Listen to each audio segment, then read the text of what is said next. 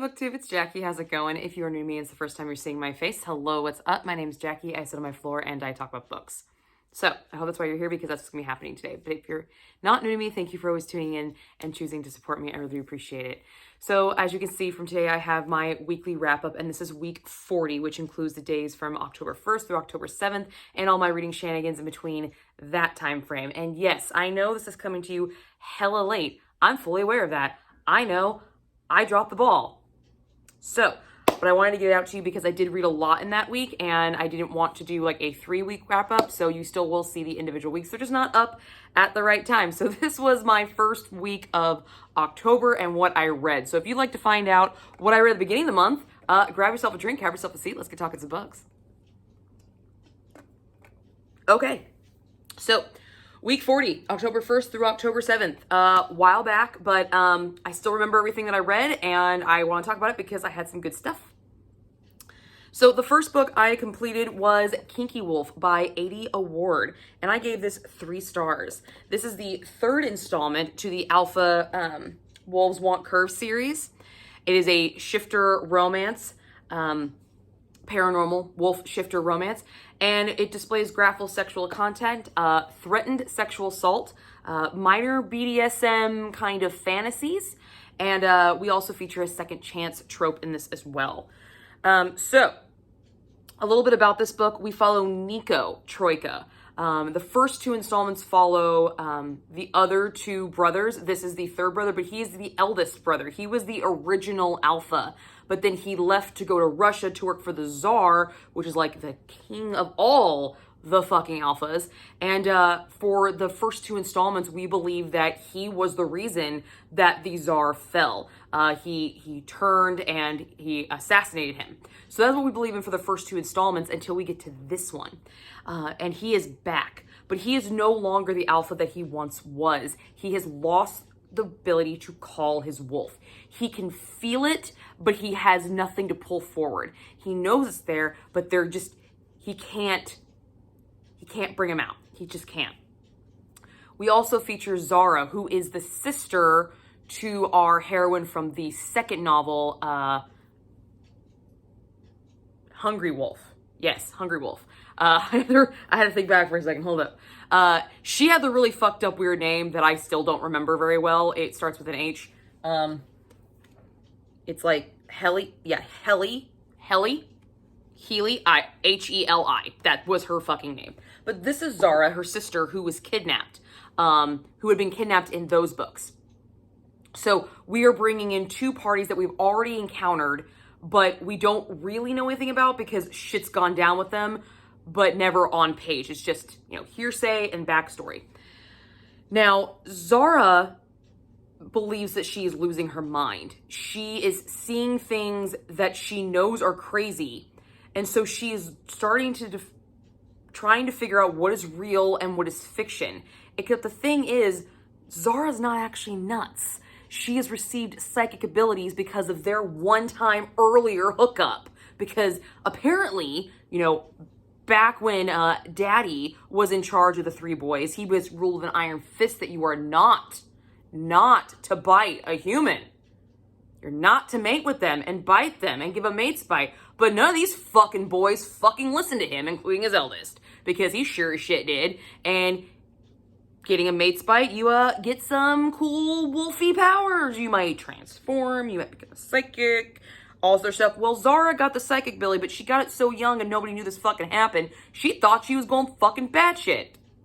Well, she's not. Everything she's seeing is real, but in her mind, she believes that I am crazy. I am seeing people shift into wolves. This is not real. I am insane. I need to be in a padded room. I'm losing my goddamn mind.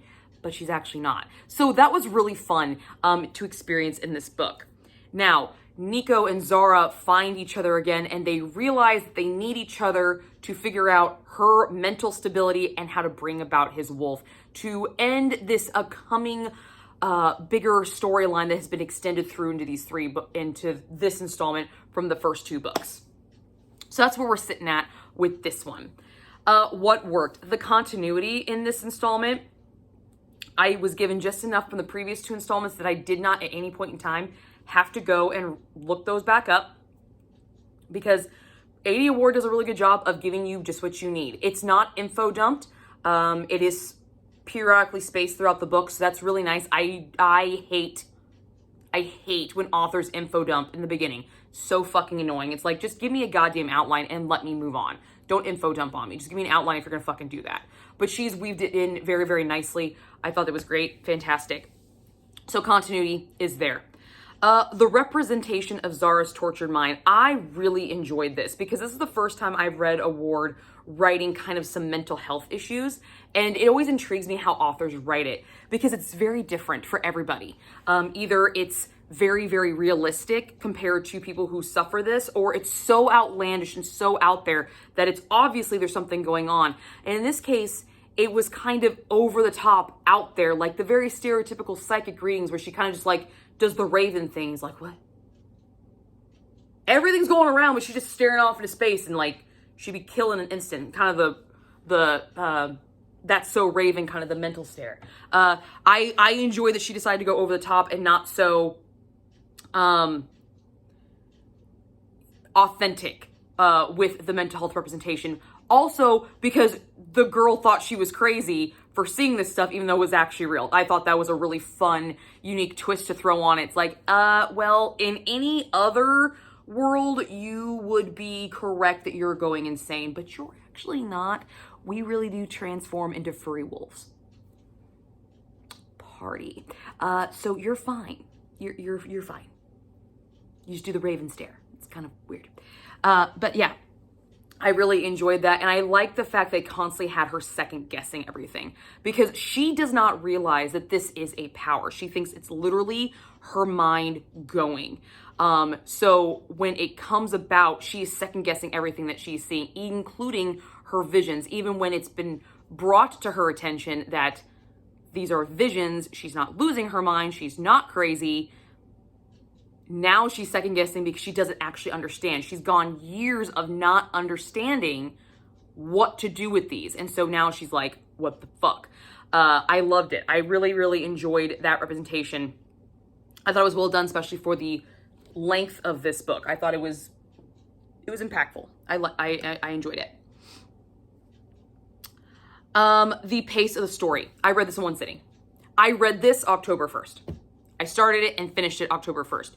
So I thought I was on a roll for October. Yeah. But I read it in one sitting. I read the second one in one sitting. These read really, really fast. They're really easy to digest. It's not like really hard, you have to think about it type stuff. But it did flow really, really nicely. I enjoyed it enough to literally sit there in one sitting and read it. I also really like the idea because he is one of three brothers. Now we only know that there are three brothers. That's it. So we've covered the three brothers in the family. Okay. I have no idea where the fourth installment's going to go because this is a quartet. So I have no idea who the fourth wolf that we're talking about is going to be. I don't know. I don't know. Oh, second one's Naughty Wolf. I'm sorry. The second one is Naughty Wolf. The fourth one is Hungry Wolf. My bad. Which I have not read Hungry Wolf, and I think I might try to pick it up the rest of this year so I can finish this series out. But I have no idea who it's going to be about. Without going into the summary of that book, I have no idea based off of this who it's going to be about. And usually in some of these sequential series where you're the rest set of brothers, you can usually figure out who it's about. I like the fact that I have no idea who I'm going into. I really like that. I think that's fun. It's new for me with AD Award. It's new for me experience. So I'm excited to see what she does with Hungry Wolf and how she brings about somebody who we haven't talked about, or maybe we have, but she did it so minutely that I have no idea. So completely brand new people, as far as I know. And I enjoyed that. I thought that was great. So what didn't work in this? This book is called Kinky Wolf. Okay. It's called Kinky Wolf. That implies that there's going to be some kink. There's going to be some fun, spicy stuff. Oh, there's spice. Don't get me wrong. There's spice. But there's not kinky spice. There's just spice. There's not, I'm going to burn my fucking fingers off spice. Okay? There's not safe for work spice. I mean, what spice is actually safe for work? I don't know. That's a really dumb comparison. You know what I mean. The word kinky implies that there's a lot of stuff you could go. A lot of the, I hate this word, you all know this, taboo stuff. No.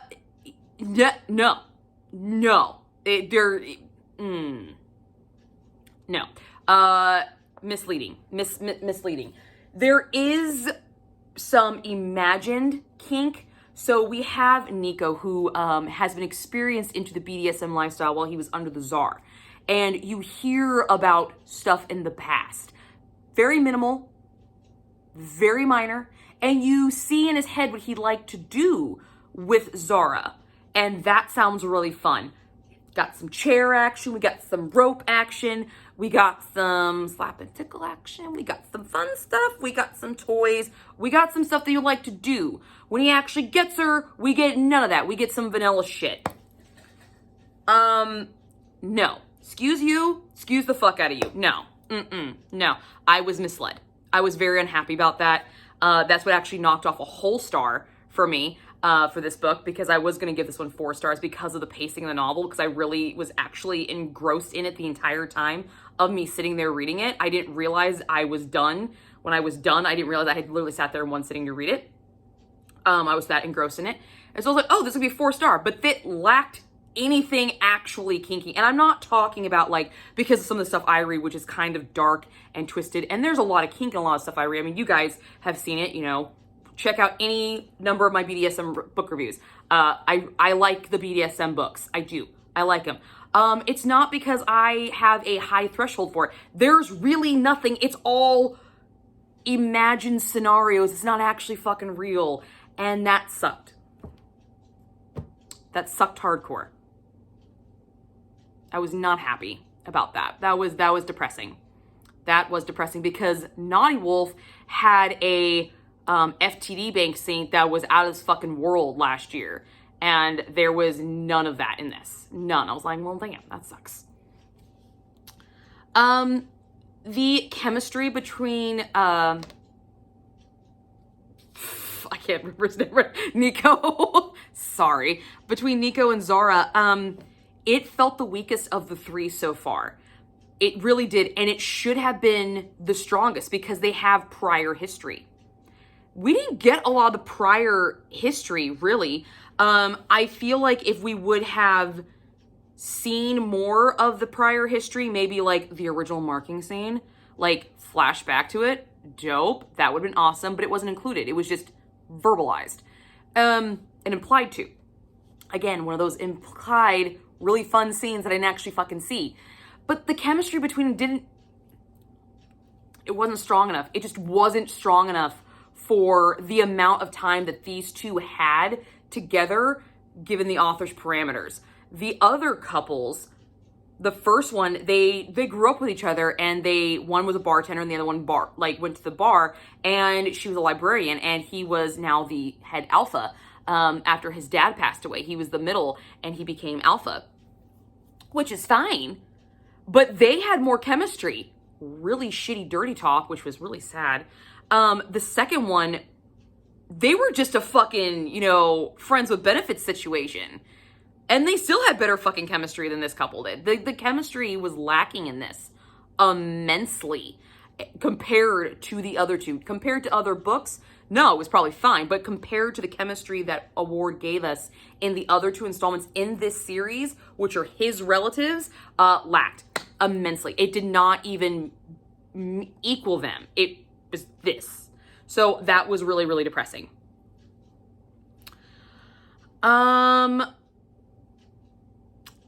For my spice rating, because it lacked the kink that the title promised me, still bitter about it. Still bitter. I don't like being denied something that I'm promised. That's rude. I gave this a 2.5 on the chili pepper scale. The imagined BDSM scenes, they were still hot. They were, so that's where you get the 0.5 for the imagined BDSM scenes. The only real actual sex scene of on page, these two in-house, we're not talking about an imagined scenario, we're not talking about a past scenario, we're talking this is current, this is fucking happening scenario. It was pretty fucking vanilla. It was. You saw it, but it was vanilla. She snuck into his room. Congratulations, lady. Congratulations.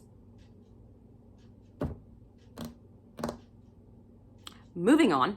So I gave this thing 3 stars. I still plan on completing the series because it is intriguing to me, the 4th one, trying to figure out who it is because I don't have any idea. But out of the 3 I've so far, this is probably my least favorite. And even though I did give it 3 stars because the storyline I felt was better than the first book. So, but again, still going to physically be reading these. I'm going to continue physically reading these because I've had a better time physically reading than listening to them. So, there we go. The next book I read was for the ABCs of Love Read Along, and that was Revival by Terry Kay. It looks like this. This was a divorced heroine, older main couple. We had a musician hero. We do show drugging and recreational drug use and some gang activity. Andrea is a divorced woman on a mission to revive her lust for life, and we have Rome, who is a tattoo artist who's trying to escape some dark baggage that has been following him. And they meet up at a musical festival, and through a series of starts and stops, they eventually finally try to get together, and then their lives kind of come crashing together in this melee of too much stuff for this book. I believe I only gave this thing 2 stars. Yeah, 2 stars. It's these ABCs of love books just aren't hitting it, guys. They have been some epic fails on, yeah, they have been. But there was some stuff that worked in this book. I like the fact there was an older hero and heroine. I thought that was a really cool concept because I haven't read one in a while, and it was fun to read people kind of closer to my age. Actually, I think probably a little bit older, but still, you know, within that scope. I like the idea of this concept of a revival list. I've heard the bucket list before thousands of times, but this revival list, like you want to get back to what made you happy and what made you thrive, and you know, this revival of life and this passion for life. I thought that was a really cool, unique idea, and I was really excited about that. Definitely. I definitely enjoyed that concept to this story for sure.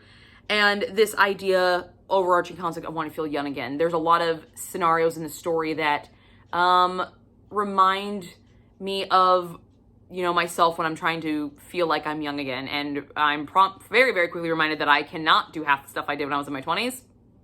I can do a lot of it, actually. But the few times I've tried some serious stuff, I have failed. Miserably. So I enjoyed watching someone else go through this, trying to feel young again and embrace their youthful self after a pretty shitty fucking divorce. Let's just be honest, a pretty shitty fucking divorce. So those elements did work for the story. However, what didn't work was in this story, the author jam-packed it with so many things to create drama. And what I mean by this is there's a scene. They're in a hotel room and it's the final hookup. They finally get together for the first time and he has to leave the next morning. Okay. He writes a note and says, I didn't want to wake you. You need your sleep because you're going to be driving for a long time. Here's my address. Meet me in LA. Okay. Leaves a note. No big deal. This woman is woken up by the cleaning lady who has let herself in, clean the fucking room while this bitch is asleep, and miraculously has thrown away said note. So this woman in said bed thinks she's just now a one-night stand, crosses that off her fucking list, and goes about her merry fucking way. What hotel do you fucking stay at where the cleaning crew comes in while you're still fucking in it? No. They're going to charge you for another fucking day. And I know this is a high-class hotel because they made a point to say in the book that he wanted to stay someplace fucking nice. So he booked like a 4-star hotel. What 4-star hotel does that shit? They don't. They don't. Also, we already know that they have each other's cell phone numbers. And you don't fucking text the address? You write it on a goddamn note? Get fucked. No. there was blatantly obvious things like that. There was multiple of them. That just happens to be a big one that sticks out the most in this story to cause drama, because you know that now she's marked off a one-night stand, but he's the main love interest in the story. Obviously, that's going to be an issue down the road. Of course that is. There's going to be the dilemma that she didn't go to LA because she didn't see said note because the house no. Obvious drama that didn't. What could have easily happened is he literally could have sent the fucking text message and just moved on, and then had all this other shenanigans that was thrown in this book, because there was this really weird suspense plot that was like forced in there. I'm still trying to put my mind around how that even fucking happened. It didn't make fucking sense at all. Straight up. It didn't need to be there. It turned into his ex-girlfriend who's now in a fucking coma, which is part of this baggage. You know, she's some part of some mafioso fucking family, gangland family, and was gonna laundry money through his tattoo parlor, but he's under the guise that it was just a bank robbery because he won some tattoo competition. The fuck, man? You could have just made it a fucking robbery and let it go when she was in a coma. You didn't have to add all those layers of extra fucking bullshit. And when she was in Vegas, the chick was in Vegas, she could have just been played by a guy who plays people in Vegas, not the fucking gangster who's trying to off this chick who's connected to this guy. Like, it would... Too many things, too many far-stretched things, and too many obvious things to throw drama in there that would actually never happen. And I know it's fiction, but come on. What fucking hotel cleans the room while you're still in the bed? When they can make money because you're still fucking there. Because checkout time's like 10 o'clock. Get fucked. Now, this also got a 1.5 on the Chili Peppers. There was some odd choices for some hookup scenes, almost hookup scenes. They were weird. They were weird. I didn't like them. They was just awkward. And for the actual hookup scene, it was pretty tame. It's pretty tame. Granted, I know they're an older couple that, you know, they didn't want to break anything. I get it. I've been there. I like I said, there are things I cannot do like I did in my 20s, and I've tried, and I feel bad that I can't, but I just can't. My body doesn't bend that way anymore. Sorry, guys. It just doesn't. It doesn't. I mean, I probably could get it there again, but Anyway, odd choices and pretty tame sex. So you only get a 1.5. Yeah, so I actually did not read the other ABCs of Love novel. I just didn't. I'm getting burnt out on these because they're sucking. They're sucking bad, guys. They are bad.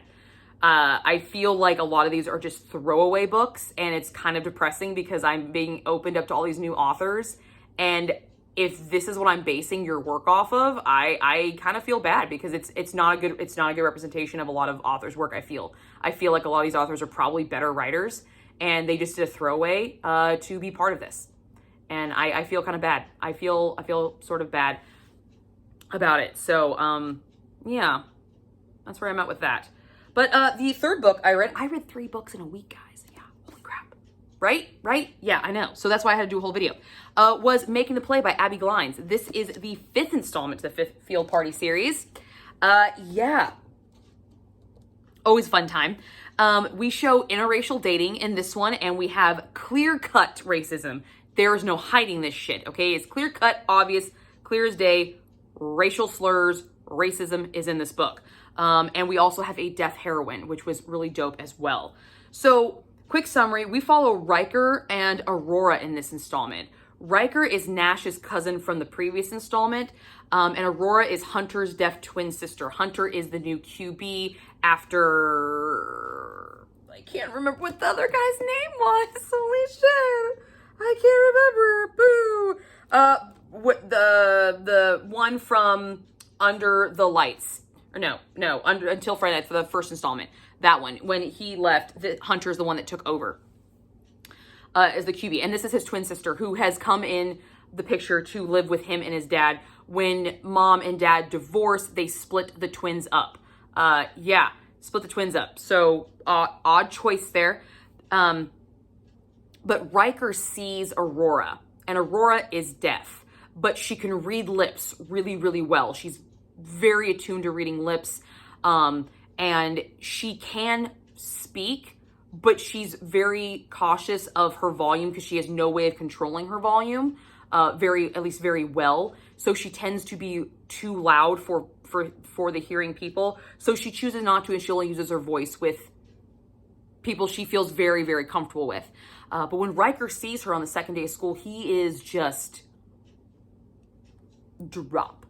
jaw drop, infatuated, love at first sight, whatever the fuck you want to call it. He's immediately obsessed with her. Immediately obsessed with her. And you think language is gonna be the real barrier in this story. And it is a barrier, but it's a barrier that love can conquer. But love also has to conquer asshole fathers who are racist bigots. So this book has two pretty big issues for our hero and heroine to overcome. And I was really excited once I figured that out. I was like, yes, because Abby Glines does this really good job of taking very, very heavy topics and dark topics and always somehow seeing the the lighter side of things.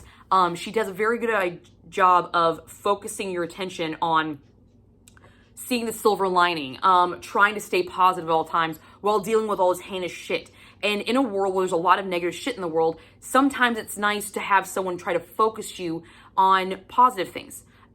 Even though you know this negative shit's going on, it's not blinding you. You're not putting blinders on. You're just refocusing your energies on the positive versus this negative shit that you can't control. You're focusing yourself on how you're responding to said negatives, and you're choosing to be a positive light. I really like how she's done that with this entire series, especially with fucking high schoolers, because we all know high schoolers.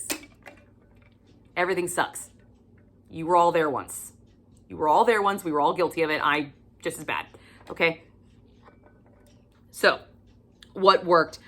Continuity. Her books are great. I never have to feel like I have to read the previous installments to remind myself of anything that's going on.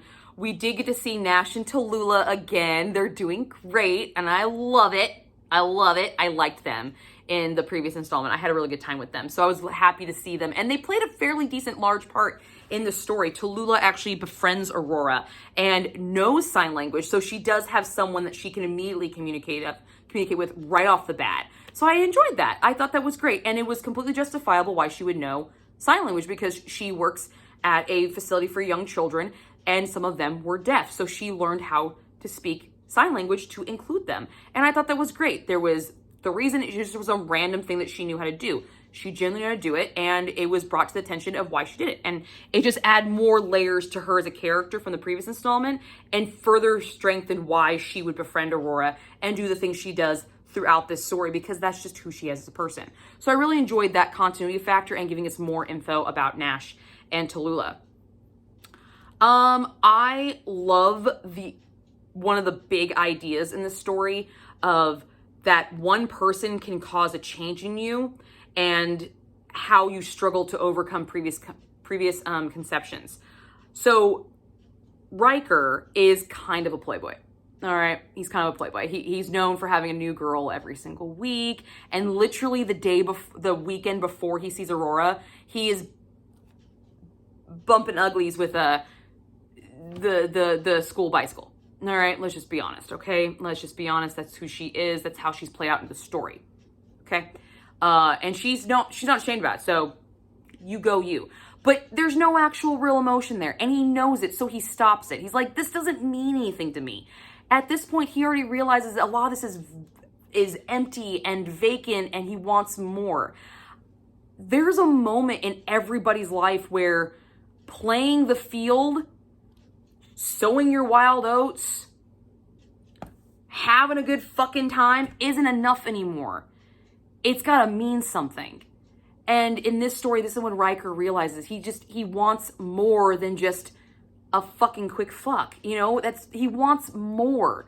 And he feels like he's worth it, and he feels like he can give it, but he doesn't know who. And then he sees Aurora, and it's like the cosmos say, hey, you're thinking this, we're gonna give you a fucking shot, here you go. By the way, we're gonna make this a doozy, you have to work your way through it. Because not only Does he have a previous reputation? And Hunter, Aurora's twin brother, knows this reputation because he's on the football team with him, has seen it through and through, is very protective of Aurora because of her being deaf in a hearing and speaking school. He's feeling very protective, overly protective, and it's kind of an annoyance. It is. It really is. It's another one of these preconceptions. Hunter has in his mind that Aurora cannot do this. She needs someone to guide her the entire time, cannot make her own decisions. Like, because she can't hear, she's not capable of making decisions. And he has this preconception. And so she has to re-educate her brother that, hey, I'm the same age as you. I am capable of the same shit you are. So get fucked and let me make my own decisions. And also let me make my own decisions about these people. Please tell me their history, but I would like to make my own judgments. And I love that. I love that she wrote that character because that's something I try to teach my daughter. Like, look, listen, if people tell you things about people that they know, listen, take it with a grain of salt, make your own conclusions. Because that person might have been an asshole to that person because of something you don't know a damn thing about. You know? Judge how they treat you and base your conclusions off of that, of people. Because, you know, you might be the person that causes that change. That you might be the person, and in this case, Aurora is that person for Riker. He sees it and he's like, no, I really want this. I want to be better for her. And I enjoy that. I enjoy the idea that it only takes one person to really convince you that, yes, this is what I want to do. But he started to do it for himself first. It just confirmed that he found someone worthy enough to change for. And she accepted that. She accepted him before she knew him. So she didn't trust the, hearsay. She gave him a chance to prove who he was. So this was a chance for him literally to prove that he's not that previous reputation. He's going to break from it. So he got kind of a clean slate with her. And I really, really enjoyed that. I loved it. I love the use of a deaf heroine and the challenges that brought to the forefront on top of it. Riker does not know sign language. So to try to prove that he wants to be a better person, that he wants something more meaningful, more connective, she gives him a heroine that forces him. The heroine doesn't force him, but the situation that the heroine is in, for him to really connect with her, he has got to learn how to speak to her. And so he goes out of his way to learn and to always make sure that she can see his mouth, that they're in enough lighting so she can read his lips. And he takes everything very, very slow. So there's no misconstrued because body language and, signals can get crossed all the time. He's very clear with everything he tries to do because of the barrier. He has literally been given somebody who he has to go out of his way to prove that he's not a douchebag by doing things that a douchebag would not fucking do. And I thought that was great. I thought it was awesome. I love the way she used her. And I also love the way she represented her, that she was not a stupid girl. She could make her own decisions. She could handle her own. She could fight her own fucking battles. And she did not need a hearing person at all. She did not need it. Kudos to you. Fucking kudos. I loved it. I loved it. She could do everything on her own. She did not need help because she had found a way to make her world work for her. And I thought that was great. I loved it. I really, really appreciate this next one.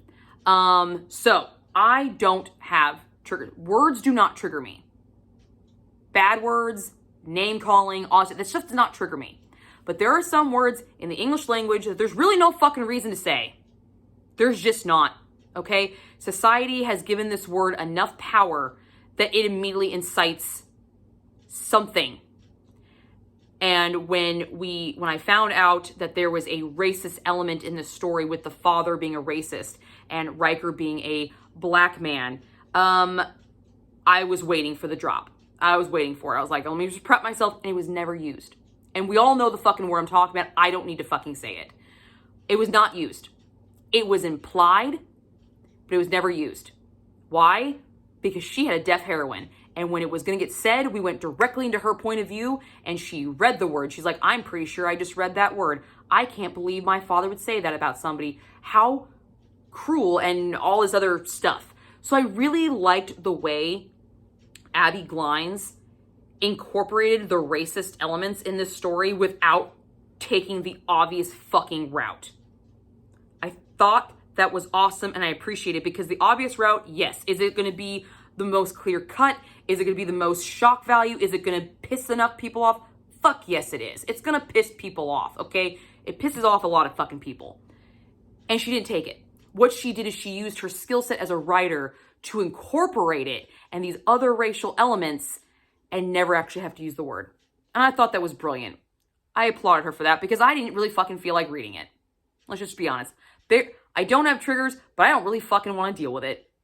Let's be honest. I just didn't. I didn't want to deal with it in this book, because I was enjoying myself with this book, and that just would have tainted it. And she did a very good job of writing it where I didn't have to deal with it, but yet I was still very, very much aware that this man was a racist douchebag. A racist asshole. It came across clear as fucking day, and that guy can go burn in hell. I hated the dad, and he can go fuck off. Yeah, hated him. Could have done with it. Honestly, didn't need him in the fucking story at all. Once I figured out who he was, I'm like, I'm done. Now, anything you say is tainted. I don't give a fuck. Fuck off. And then what he does after he finds out that they're dating, oh my God, fuck that dude. Fuck him, and not in the good way. No, did not like him. Did not like him. However, as much as I enjoyed this book, I did find some things that didn't work. And one of them was the fact that there was almost too many challenges.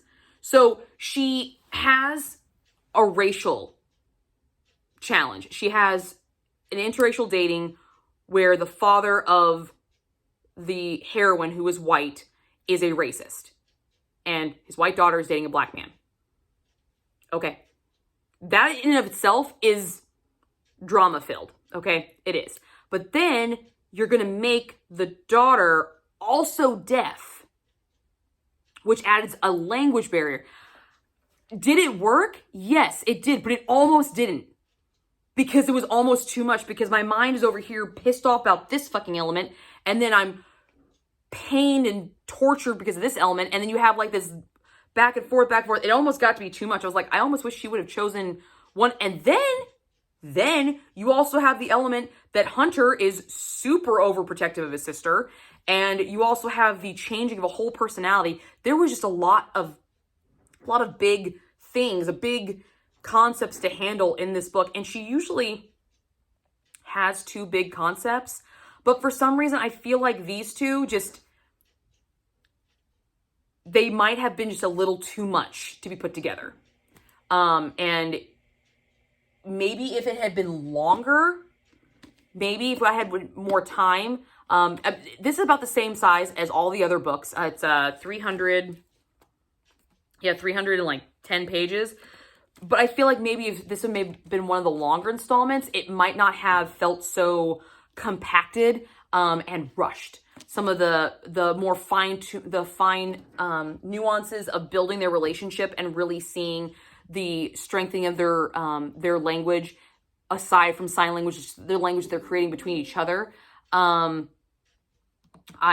really felt like it would have been fleshed out more and not so kind of glazed over all the time. The silver lining, I did not get as strong in this one as I did in the other ones, and I wonder if it was because of the two issues she chose. Did they work? Were they drama-filled? Fuck yes. Absolutely. But maybe too much. Just maybe just a little too much. Also, there's some unanswered questions. Some big ones, like there's a set of twins. Aurora and Hunter are twins, and we walk into with Aurora moving back in with her dad because she can't live with her mother anymore. Why'd they split the twins up when they divorced? And I'm not talking like down the street. I'm talking like states over. Some Parent Trap shit. Not watch that movie? That shit doesn't work. And they knew they were split up. So I don't. It wasn't really clear cut why that happened. And that's kind of a fucking issue. Also, Hunter hates his fucking mother and fights with her nonstop. Why? I don't know. Have no idea. Absolutely fucking none. Nothing. Also, we have Aurora being sent off to North Carolina after her dad finds out about Riker. And North Carolina is where her grandmother lives and her ex-boyfriend. And then all of a sudden she doesn't come back. and then like we go through a time lapse and then comes back. We don't really actually know what happened in North Carolina or at the party that was the catalyst for their budding romance to fizzle out in a matter of 2 weeks. Like, what the fuck happened in North Carolina? What happened at the party? All we have is hearsay, and I want the truth, damn it. Like, unanswered questions, I don't like it. I don't like unanswered questions, and I usually don't get that from these books, which was kind of shocking for me. I was like, that's annoying. And, so the father, who knows sign language, doesn't want to always use sign language and feels like his daughter's life would be easier if she had a cochlear implant. So he literally tells her to get one, and she freaks out because she's scared of them. She's scared of the side effects. But eventually she ends up making a compromise that she can date Riker if she'll get a cochlear implant. I'm sorry, what? Did you just bargain for your relationship to a rape? No, that was dumb. I did not like that. I did not like that at all. And it completely made their whole language barrier thing look like poof, it was gone. I'm like, that was one of the coolest parts of their story. Is that this building of communication, their own form of communication, and now you're, no, boo. So that was kind of a depressing element for me on that one. And this was a steam puff of the spice rating. We got some heavy petting. It was really sweet. But Riker was very adamant about taking everything really slow with her. So we didn't really get shit, like, at all. Innocence was very much reinforced in this book. That he wanted to keep her innocent because he wanted to take his time. He wanted to really make sure that she was comfortable and all that jazz. So, yeah, we got a puff. I've had great first times. I've had fucking incest. I've had fooling around with the kid in the back seat. This one was the gambit of like spice level in the same series. I have to say, same series. So yeah, that's what I completed in week 40 were those 3 books. And I did work on an audiobook, but I ended up finishing it last week, and I'll be putting up a weekly wrap up for last week, which was week 41, October 8th through 14th. So I'll be seeing that in a second video. I'll be putting it up later. And that's what we'll be talking about my audiobook that I was working on during this week as well. But yeah, that's what I completed. Fun stuff, guys. That's what I've been up to. And also the video that won for the poll, there was a tie. There was a tie between spooky vibe book recommendations and paranormal romance book recommendations. So I'm going to put them both together and see which one looks more interesting. And that's the one that's going to pop up. So surprise. Yeah. So that's what I got for you guys. And I will see you guys all soon with another video.